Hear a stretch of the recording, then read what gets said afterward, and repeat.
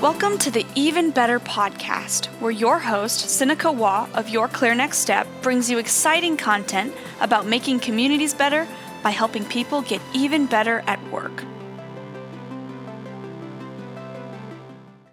Well, hello, everyone, and thank you so much for joining us. This is Sinikka Waugh with the Even Better podcast, and we're just delighted that you have chosen to listen today as we offer tips on how to make your workday even better. Today, I am delighted to introduce some friends and colleagues that I've had the opportunity to work with recently. For those of you who've been listening for a while, you'll be familiar with Mel Worrel. I'm so delighted to have Mel Worrel-Johnson back with us again, and she has brought with us today Anne Wright and Michelle Rembert. Thank you so much for being here, ladies. Thanks for having us. Great to be here. This is wonderful. So Mel and Anne and Michelle, I have come to know them together because of a really cool offering that they have made available to their customers and to our customers. And so I'm aware peripherally of the three of them in conversation about a thing that they have in common.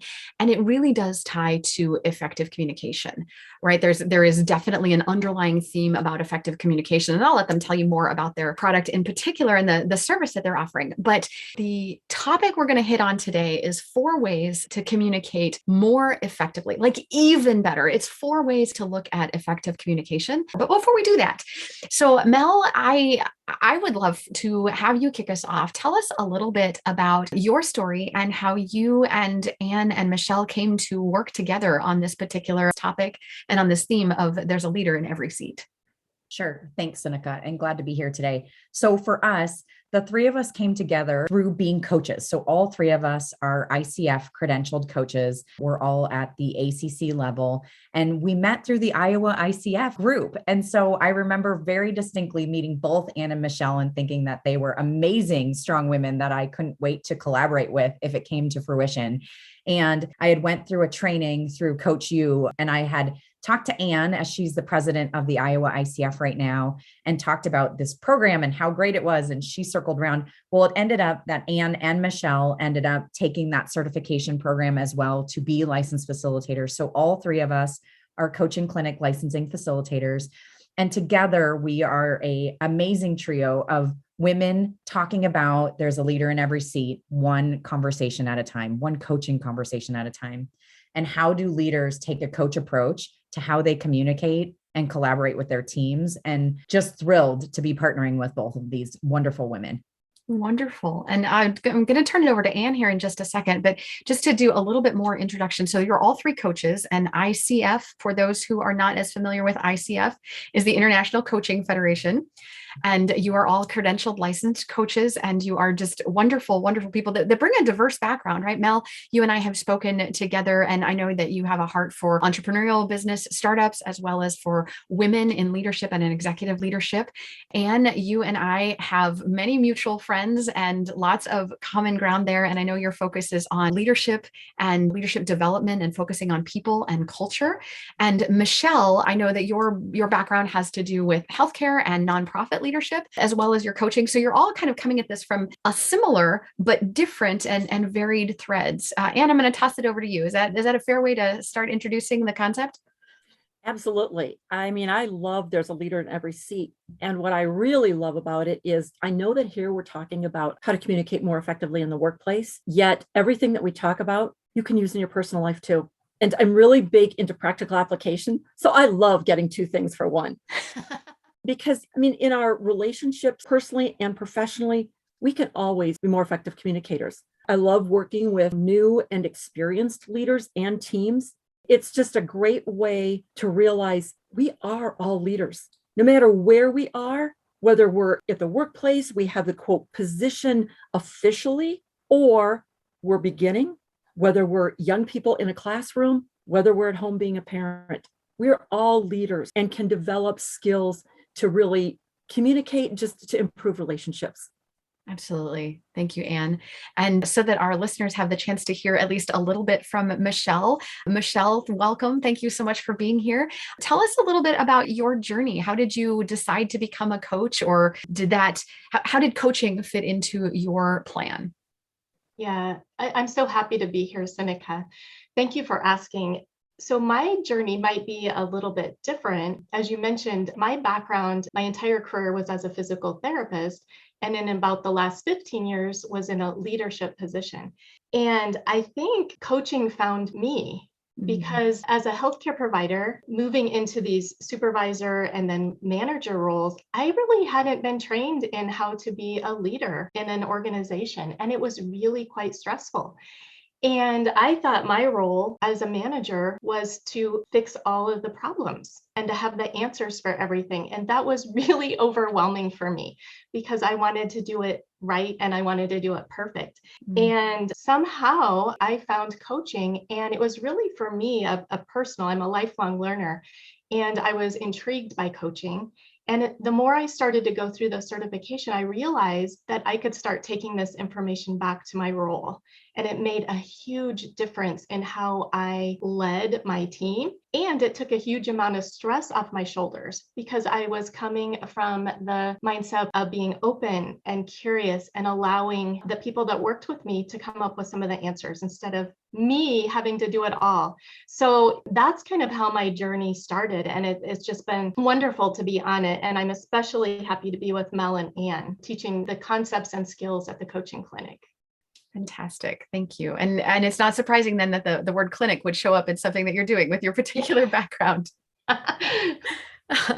So as we move forward in this, one of the things that I'll invite our listeners to just stop and think about right now, just based on this little bit of introduction that you've heard from these three women, is if you are an individual contributor, these are concepts that will apply to you. If you are a leader, a frontline supervisor, a brand new leader, or an emerging leader, these are concepts that will apply to you. If you have a life outside of work, these are concepts that will apply to you. If you are rising through the executive ranks, these are concepts that will apply to you. And so I am just so privileged to know that Mel and Ann and Michelle have shared a little bit of their time this morning to really dive in on 4 ways to communicate more effectively. So they're going to share 4 of their nuggets with us. And I am just so grateful. So let's dive right in. The first one is the sphere of influence. So 4 ways to communicate more effectively. And one of them is to focus on your sphere of influence. Mel, what does that mean? Help us unpack that a little bit. Sure. So sphere of influence really comes down to trust, right? And so when you think about working with teams, working with people, whether this is professional or personally, the sphere of influence is really around trust. And when you think about this, how do we build trust, right? How do any of us build trust? A lot of it's time and being consistent over time. But there's 3 parts around this trust triangle that really, I'm making a visual that none of you can see, but I have this triangle, right, that I'm putting up to the screen, and it's 3 different areas. So trust is built through our intentions, through the words that we use, and through the relationships that we have. And this will build, right? So as we're going through these 4 ways to have more effective communication, the trust triangle is something that we talk about in the coaching conversation through the coaching clinic, but this applies regardless of how do you build trust. And if any parts of that triangle are off, meaning your intentions, are you focused on the intention of the team? Do people know that your intention is pure, right? So that builds trust. And then you think and move around to the second part, which is words. Do the words that you're using and the things that you're doing match the intentions that you've set, right? So is there a mismatch there? Are you saying one thing, but doing another? And so that affects that trust. And then the third part is around relationship, that you're working together, that you have a relationship with that person that builds trust. And one of the really neat things about the sphere of influence is that circle around that trust triangle. It's not a stagnant sized trust triangle, right? Trust can be increased and trust can very quickly go away, right? And not exist. One of the analogies that I like to use is trust is like a bucket. And for every interaction and thing that we do, we add drips of water into that bucket. And over time, that bucket gets full. But we can break trust in one fell swoop, and that bucket can get kicked over, and every bit of water that you put into that bucket is gone in one instance. Or even if you challenge the trust of your relationship and you hit the bucket and some water swooshes out right out the side, you've lowered that amount of trust that's within that bucket. And so for me, that's a really good visual when I think of any of the relationships that I'm working on having that trusting relationship. Am I adding water to the bucket, or am I hitting the bucket and causing some water to fall out of that? No, I really love that idea, the bucket analogy. Let me pause on that one for just a second, because not only does it come back out, like even with the splooshing or the swooshing to the side where it spills out a little bit, it comes out of the trust bucket. The liquid, the trust comes out at a greater volume than it goes in. It can only go in by drip, one drip at a time. You don't just automatically get trust. That is earned action by action by action, by word by word by word, every single day. And to know that you can just lose all of it or so much of it by carelessness or by a lapse in judgment, that's some powerful stuff. Yeah, it is. It was an analogy told to me within the last year, and it has stuck, right? I use it often. I use it at home. I use it with my nieces and nephews. I use it with clients, right? About how are you affecting that trust? And do you realize that every action and interaction that you have with someone is either adding or taking away from that bucket? You don't get to play in that neutral space when it comes to trust, right? Yeah. That sphere of influence includes those three concepts of trust, words, and relationships. Did I get that right? Mm-hmm. Yep. What are your intentions? What are the words and deeds that you're doing? And what is the relationship that you have formed? And those three really, they wrap around trust. There's no way that you can have trust without all three of those being present. And if one is stronger than the other, is your dynamic off, right? Is it swaying? Is it out of balance? One of the things that I think of here is if you think back to trust, right? Think of a great leader and how they built trust. How did you know their intentions were pure? How did you observe the words and deeds that they did within the team when you were watching or when you weren't watching?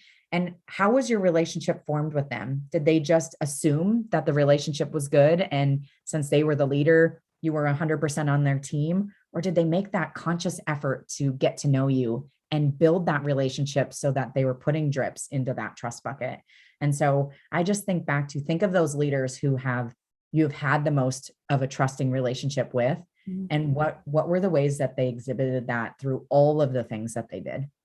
Absolutely. Or leaders, if not leaders, peers and friends and stakeholders, and in a workplace relationship, in a home relationship, your friends. I've got a high school daughter and a college age daughter, and the sphere of influence. I mean, it's the same thing in intentions and words and relationship, that you got to have all three as they build trust with their friends. Really lovely. Thank you. So let's move on. In the interest of time, we'll go ahead and move on to the second one. We're talking about 4 ways to communicate more effectively. One is really thinking about and focusing on that sphere of influence, as Mel just described. So the second one, I'm going to toss this over to Anne and Michelle, the tell-ask model. Anne, are you going to start with this one? I am. So thanks for asking. And it's the tell-ask model is really interesting.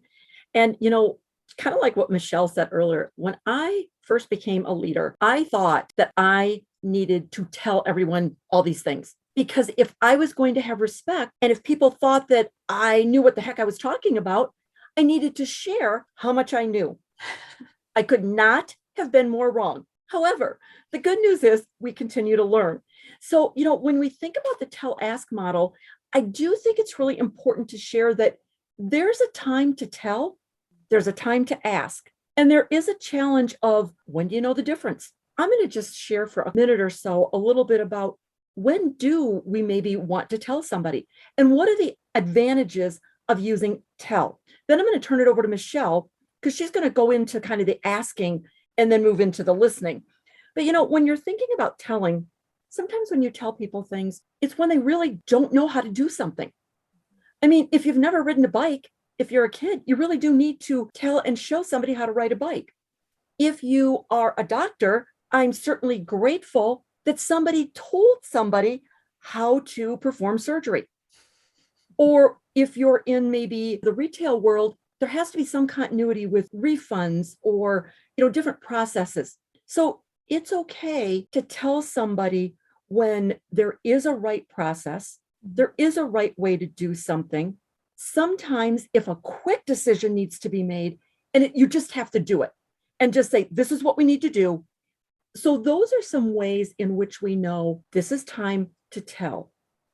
Now I'm going to turn it over to Michelle, because you start telling people, you start maybe solving somebody's problem, giving advice. So how do you shift from offering guidance into that asking model and when to ask? So Michelle, do you want to share with us a little bit more about the tell-ask model, about the asking part? I'd love to. Thank you so much, Anne, for setting us up with the telling part of the model. So, when we look at this continuum of telling somebody, giving advice, solving a problem, it goes all the way to starting to ask questions so that the person that you're communicating with starts to have an opportunity to discover it on their own. So I think one of the things about the ask portion of the model that really I'm passionate about is one of the tenets of my coaching is that everyone is naturally creative, resourceful, and whole. And I know that you've probably, or if you haven't, something similar, that we have inner wisdom. And sometimes it just takes questions and the space to figure it out. And so this discovery piece of it is when you discover the answer or you discover the solution to the problem, you own it. Right? Because you are now more empowered and confident because you've come up with it. So when we look at that continuum, it's really about supporting another person to figure something out on their own. And as Anne mentioned, now there's not always those situations that we can start asking all the questions, especially if it's related to a process or a very specific question and people are really asking for your guidance. But moving more into that asking model can be really powerful, not only in coaching conversations, but as we mentioned, it can be with conversations we have with really anyone in our lives, just to set the space for curiosity and allowing that to come up on its own. I want to pause you for just a second because let's talk about asking questions. I am easily familiar with people like me who are control freaks. I don't even say recovering control freak. I'm just a control freak and I try to manage it. I'm self-aware and I self-manage as best I can. But so I know that many of our listeners feel the same way and they chuckled at that revelation. When we think about asking a question, let's talk about what a good question looks like in there, because there's something more about a question than, don't you think it would be easier if you just did A, B, or C? That's not the kind of asking you're talking about, right, Michelle? Right. I mean, Anna's going to cover in depth in a moment a little bit more about what makes a question powerful and effective.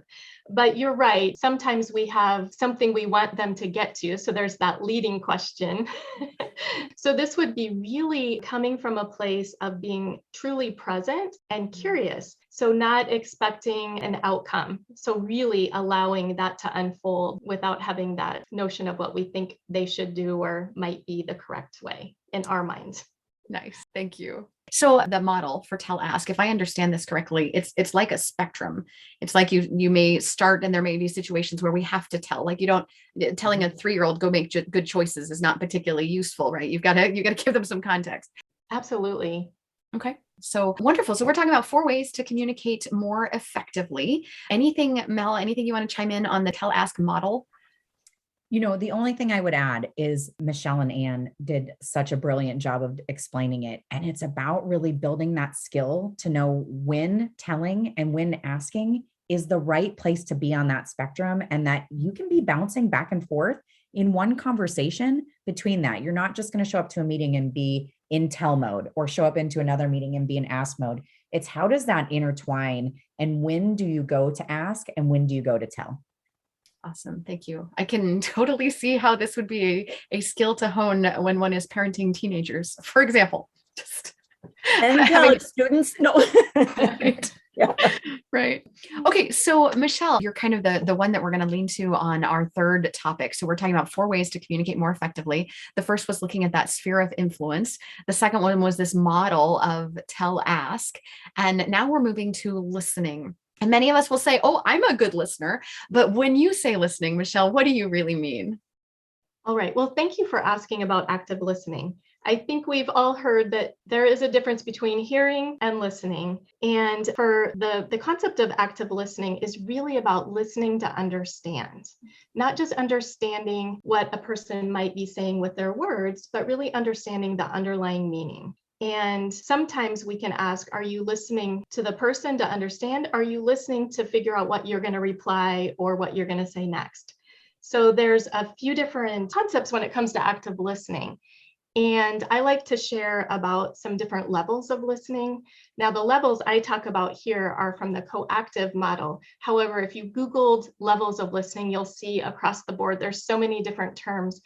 But essentially, the way I like to look at it is there's this internal listening where oftentimes we're caught in our own thoughts. The other person is chatting away and our head is on this, chatty side where that we're thinking about, oh, what am I going to make for dinner? Or, wow, I wonder how my hair looks right now. I mean, you just get caught in your own thoughts, right? You're not really being present and actively listening to what the other person is saying. Now, you might be nodding and giving those body cues that shows, yeah, I'm interested, but in your head it's just chatting away. So that's maybe an internal listening where you're caught in your own thought. The second one is really where you're intent on what the other person is saying, the words. So you might be thinking about how to solve their problem that they're telling you about. Or you might think about how it relates to something you've gone through and you're formulating what you're going to tell them about how you've handled that.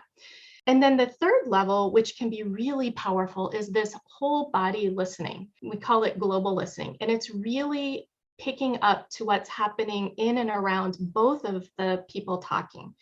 So what that might look like is you might be picking up on some emotion behind what they're saying. You might be picking up on what they're actually not saying. It's a kind of an interesting concept, but what aren't they saying that you're picking up on? So for example, somebody might say, oh, I'm really excited about this new job that I'm starting next Monday. But you're picking up on the energy is not really excited, right? Or there's something they're not telling you. And so the global listening, it can be really powerful because you're very self-aware, but you're also aware of what might be going on in the other person, their beliefs, your beliefs, the emotion. And that's where you can have some curiosity and ask questions to dive a little bit deeper. Michelle, this is so powerful. As I think about listening, the skills that you're asking us to consider here are not just, close your mouth and open your ears, which is a great first step to listening. Right? God gave us 2 ears and just 1 mouth. Let's at least try that ratio. But it's so much more than that, because that next level of listening, we have to be self-aware, right? We have to know what is my brain doing? Where am I? Where are my thoughts right now? What's happening inside my head? And then self-manage to rein ourselves in to, okay, stop thinking about the groceries, think in this moment. But then there's also this empathy that's required to understand and connect with this other awareness, this other human that's talking. What are they feeling? What are they thinking? What are their shoulders doing? What's their voice doing? It requires so much presence in the moment. This feels like a skill that we really have to practice. Is that fair? Yeah, absolutely, Sinikka. And we don't really get training on how to listen in this way in school or even in college unless you take a class. So I think my first experience with this was really when I went through my coaching certification. I was blown away because I really hadn't been listening very effectively for most of my life. And I can see what an impact it's had, not only in my coaching, but just I have a teenage daughter as well. And it's really important to be an active, effective listener with her. It can go across any conversation that you have. Wonderful. Thank you, Michelle. Mm-hmm. Mel and Anne, I know that our listeners can't hear your head nodding. Like I can see your head nodding. I know that you are both passionate about this. Mel, you want to chime in any other nuggets on listening or your experience with listening that you would chime in? So to Michelle's point, I really thought I was a decent listener until I went and really learned what listening means, what it is and what it isn't. And I was absolutely formulating responses while people were still talking. And so that ability to truly listen, to hear and understand versus listening to respond is a huge skill difference. And also being able to have that awareness of, oh man, my brain, as Michelle said, we go into that internal listening, right? Like, oh, I need to make dinner. I need to stop at the grocery store. And it's unconscious that it happens, right? It just floats in there. So how do you get everything off of your plate? So when you're in that conversation, you are laser focused and truly listening. And active listening takes a lot of energy, right? So being prepared that you can't be halfway listening because you're missing what's not being said and what is being said. Yeah. And have you, like the rest of us on this call, is listening a learned skill for you, or did you just start already good at it? Oh, I'm still a work in progress. I thought, like Mel and Michelle, that I was a really good listener until many years ago. I won't give away how many, but many years ago, I was in a volunteer position and they said, Anne, your board does not think that you're listening to them. Honestly, I was horrified. Horrified to think that people thought I was not listening. And after the 5-minute, oh my gosh, blah, blah, blah, that you go through, I took a breath and thought, okay, take in what they've shared with you. And how can I demonstrate that I really have heard what people have said?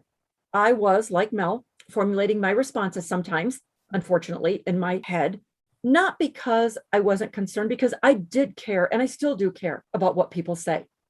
I like to be part of the conversation and I want to share what I'm thinking. However, what was more important is to let the other person know that I really had heard them, whether it was acknowledging what they said, whether it was paraphrasing, or if I really heard you, or if I understood you, whatever words feel comfortable for you, let people know you've truly heard them before you go on to your own thought. And like I said, I'm still working on it just like everybody else. I'm a much better communicator than I was 4 or 5 years ago. And I certainly hope in a couple of years, I can say the same thing, because it's all about continuing to just learn. I've learned a lot about listening and to become a much more present and active listener. Lovely. Lovely. I can see how this would absolutely increase your effectiveness of your communication. And you're going beyond in these conversations. You're going beyond okay, make sure that you've made the space appropriate for the conversation and make sure that you've chosen or thought through your words or what you're going after, what the purpose of the communication is. You're really elevating the conversation. And I love that. So we've been talking about 4 ways to communicate more effectively. The first one was sphere of influence. The second one was the tell-ask model. The third one was this focus on listening. And I think we could all agree that we've all got room to grow on listening. And that's going to dovetail us right into questioning. And talk to us about questioning. I love questions. And, there's an old cliche. It says, ask and you shall receive. Well, just ask away and you will receive a lot of information. And I was thinking about this, and if I can share a really quick story. Sure. I've been asking questions my entire life. Now, I'm not saying they've all been great questions, but when I was literally about 12 or 13, my family went to Disney World.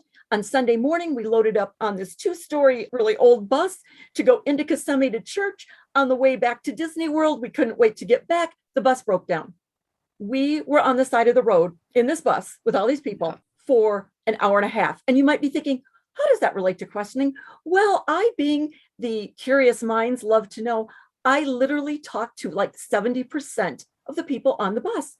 I would go around and say, hi, how are you? Where are you from? Well, asking all these questions. And I would go back and report to my mom, I just met so-and-so. She's like, Ann, these people do not want to talk to you. I said, sure they do. They're answering all my questions. So I started asking questions a long time ago. However, I'm working just like everyone else, and have really learned how to ask more thoughtful questions that really pertain to the other person. Simon Sinek, who is one of my heroes, aside from everyone on this call, he is one of my new favorite people. He talks about leadership and about leaders asking questions. And he says, it's not enough just to ask the question and to listen. It's about speaking last. So ask the question and really let people know that you are interested. And I'm going to get to formulating a question in just a minute. I also learned that in many situations, especially in the workplace, as we're asking people questions, helping them discover the answer on their own, the information in response to the question is there's a lot for the person being asked. So they can hear themselves say, what is the answer? What is the potential solution? And really understand it. It also helps you as the leader to know their line of thought. Where are they coming from? Not only at the workplace, yet, like I said, I have a son in college, and I have done a better job asking him questions to help him figure out what to do next. I might be the queen of giving advice, but he doesn't really want to hear what I have to say. No, because I'm the mom. And so by asking the questions, what do you think? Where do you go from here? How might you approach it? Which really leads us into the W questions. The who, what, when, where, and how. And the W comes at the end of the how. And you might be thinking, well, she left out the why. Why is a tricky question, because when I ask why, I really just want to understand better. However, many times when we use the word why, we put people on the defensive. Mm-hmm. They think their perception, and again, their perception is their reality, is that we're questioning their motives, what's behind it, when what we're really doing is questioning to better understand. Mm-hmm. But it's up to us the person asking the question to formulate a better question so that we really come across like we want to. So it's, what now? What do where do you want to go? What's on your mind? And the other thing that I've learned, and this is really hard for me, I have so many things I want to know. I'll stack questions. I'll ask one question, and before they have a time to answer, I've already asked another question. So I've learned to take a breath. And some of the attributes really of a good question: it's open-ended, it's succinct, one question at a time. Is it relevant and customized to the conversation? Mm-hmm. That lets the person really know you are present for them. That's lovely. I'm just going to chime in here on a thought as I'm wrestling with that, because now you've collectively had me stop and think about my sphere of influence, and then my tell ask model, and then listening at multiple levels, and now questioning. And now I have to fight my natural grain and not use quite so many words because I have to be succinct with my question. I've got to tailor it and be relevant at the moment at hand. And I have to overcome my own desire for expedience, which means I've got to not ask 15 questions at once. So, and I think I do that too. Just ask, and not give people a chance to respond. So all of this is layered in one conversation. Right. And if I can share an acronym with you that I learned through my coaching training that has served me well in the workplace, as a peer, as a supervisor, as a mom, it's called WAIT, W-A-I-T. And what it stands for is this: why am I talking? And I have a new acronym because I have a tendency sometimes to just over-explain. So my new acronym is actually WAIST, W-A-I-S-T. Why am I still talking? And so I ask myself that, and I just think in my head, zip it and listen. And I think that all of us here on this podcast, I don't know about you, but I'm a book addict. Mm-hmm. My husband said, "Are you ever going to really read all those books?" I said, "Of course I am." But a new one that Michelle shared with me is The Advice Trap by Michael Bungay-Stanier. And he really, if I can share a couple things from him, he gave some examples of questions that I think are brilliant. And they're easy. That's what I love about them. They're simple and they're brilliant. A client, I was talking with her the other day, and she said one step, something she wanted to do. And I said, "So what's next? Or what else?" Mm-hmm. You can ask people, what's the real challenge? Because usually you don't get it on their first answer. Mm-hmm. If you're saying yes to something, you're saying no to something else, and that's okay. And you can ask what was most useful or what was most valuable. And, I love to challenge or invite people at the end of any, whether it's a podcast or a workshop or a book, what's one thing, just one, that you're going to take and begin to use? Mm-hmm. And then you can take the next one. Mm-hmm. And the next one. So I love those questions, the what questions, the how questions. So those are some things that are fun about questions. Outstanding. Thank you, Anne. Thanks. So I just want to open it up for sort of closing remarks. We've been talking with three very, very wise women and insightful, and I'm so grateful for you sharing your insights and your thoughts on this. And this is just part of a larger, these are nuggets that come out of a larger, more intensive training that I know you offer.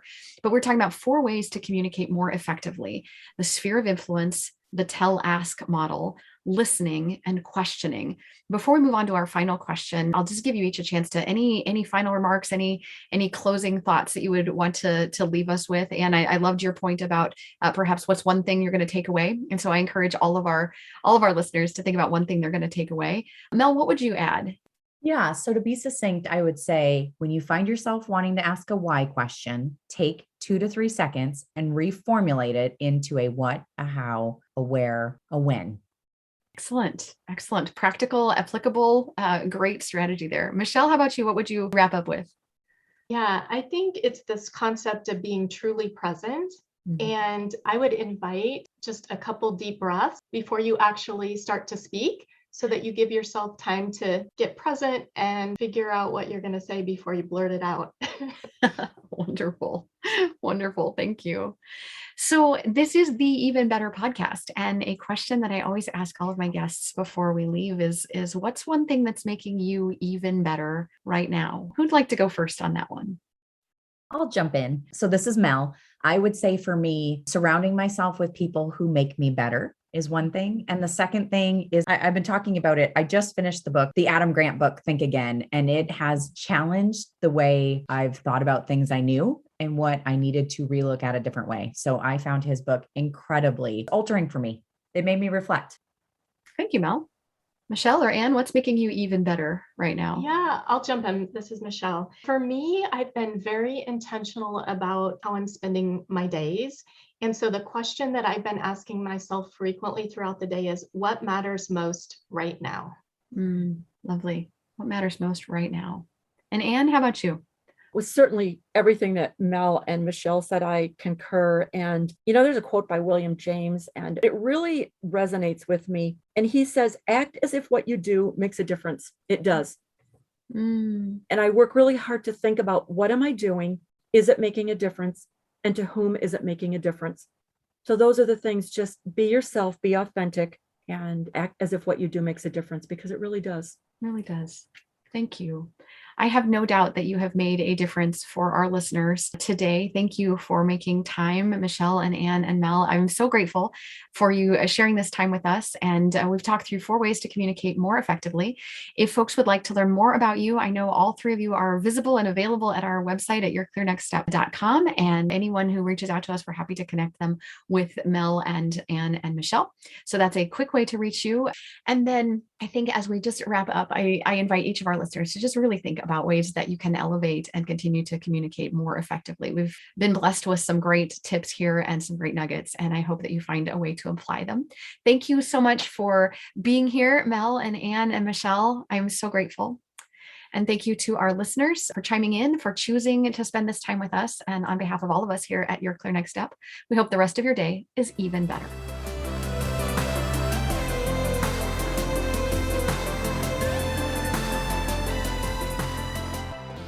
Thank you for tuning in today.